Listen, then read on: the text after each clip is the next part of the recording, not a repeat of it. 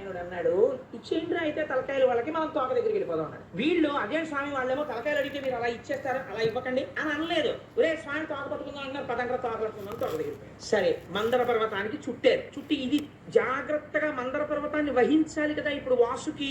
అందుకని అందరూ కలిసి జాగ్రత్తగా క్షీరసాగరంలోకి దాన్ని దింపారు. దింపి ఇప్పుడు దాన్ని ఇలా ఇలా తిప్పాలి. ఆ పర్వతాన్ని తిప్పేటప్పుడు చిత్రం ఏమిటంటే అది కిందకి జారిపోకుండా వేరొక పట్టు లేదు దానికి, అలా ఉందంతే పర్వతం. వాసుకే పట్టుకుంటాడు. అలాగా పట్టుకుని ఉండగా ఇటువైపు వాళ్ళు స్థిరమైన స్థానాలు ఉండవు. ఇటువైపు వాళ్ళు లాగుతుంటే ఇటువైపు వాళ్ళు ఇటు పరిగెత్తాలి. మళ్ళీ వీళ్ళు ఇక్కడ వరకు వెళ్ళి ఆగిపోతాయి. మళ్ళీ ఇటువైపు వాళ్ళు పరిగెడితే ఇటువైపు వాళ్ళు ఇటు పరిగెత్తాలి. ఇలా పరిగెడుతూ ఆ పరిగెత్తేటప్పుడు వాసుకి ఇబ్బంది రాకుండా పరిగెత్తాలి. అంతేకాని వీళ్ళ అహంకారాల కోసం పోటీల కోసం పరిగెత్తారనుకోండి, వాసుకి పట్టు వదిలేసి జారిపోతుంది మందర పర్వతం. కాబట్టి అది పట్టుకోలేని స్థితి వస్తుంది. కాబట్టి ఇప్పుడు ఏం చేశారు, మొదట బాగానే మొదలెట్టి పర్వతాన్ని తీసుకెళ్లారు, అందులో పెట్టారు.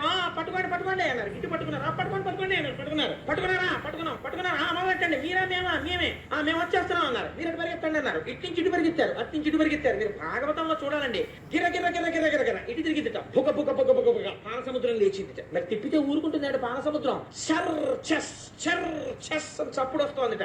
నురగలు లేచాయిట, తుంపర్లు లేచాయిట, కెరటాలు లేచాయిట, బెగ్గురు పక్షులు, పావులు, తాబేళ్లు, చేపలు, మొసళ్ళు ఎగిరెగిరి పడిపోతున్నాయిట. కొన్ని చచ్చిపోతున్నాయిట. పాల సముద్రం తిరుగుతోందేమో, చప్పుడు వచ్చేస్తోంది విపరీతంగా. దానికి తోడు బెడి బెడి బెడి బెడి వీళ్ళరుపులు, ఓహోహోహో వాళ్ళరుపులు. ఓ పక్క కోలాహలం, ఓ పక్క పాల సముద్రంలో ఈ మందర పర్వతం తిరుగుతున్న చప్పుడు. ఈ చప్పుడికి ఇదేదో భలే ఉంది నా తిప్పడం అని చెప్పి ఎవడి మానవాడు గిరగిర తిప్పేస్తే ఏమైంది, ఉదే పట్టు తప్పిపోతాను, మీరు సరిగ్గా చిలకట్లేదు, వదలండి అంటున్నాడు. ఆయన విడవకుండా తిప్పేశారు. పరిగెడితే పట్టు తప్పిపోయి మందర పర్వతం జారిపోయాడు. పడిపోయేటప్పటికి పాము ఉండిపోయింది చేతుల్లో, పర్వతం కింద పడిపోయింది. ఇప్పుడు ఈ పాము ఎందుకు, పైగా తలలు ఎవరి వైపు ఉన్నాయి. ఒరే నా వీపు మండిపోయింది, ఏమిట్రా చెప్పడం, తాకటో కరవదు, తక్కుతో కరుస్తుంది. ఎవరు పట్టుకుని ఉన్నారు, దానవులు ఉన్నారు. ఈశ్వరుడి మాట తిరస్కరించిన వాడికి ఇలాంటి ఫలితాలు వస్తాయి, అతి తెలివితేటలకు పోయి ఆలోచిస్తే. కాబట్టి ఇప్పుడు అందరూ పాముని పక్కనెట్టేసి ఆయన ఇంకా ఊరుకున్నాడు, శ్రీమన్నారాయణుడు ఉన్నాడని. అందరూ ఆయన వంక చూస్తున్నారు, ఏం చెయ్యాలి. ఆయన క్యాంప్ చేశాడు కదండి, ఆయన అలా ఉట్టినే ఊరుకునేవాడు. ఆయన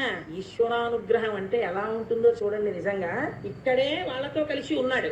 ఎవ్వరూ గమనించలేని స్థితిలో ఆది కూర్మావతారాన్ని స్వీకరించాడు. కొన్ని లక్షల యోజనముల వెడల్పైన పెద్ద డిప్ప, ఆ డిప్పతో పాలసముద్రం కిందకెళ్ళి ఇంతమంది కదలలేని మందర పర్వతాన్ని తన వీపు మీద పెట్టుకుని ఆ ముందుకి వచ్చి ఇలా ఇలా ఆడిస్తున్నట్ట తుండాన్ని. కళ్ళు తామర పువ్వుల్లా ఉన్నాయిట. 4 కాళ్ళు కదపకుండా అలా పట్టుకుని ఉన్నాడు పాలసముద్రం కింద. ఇప్పుడు తానే ఆధారం అయ్యాడు.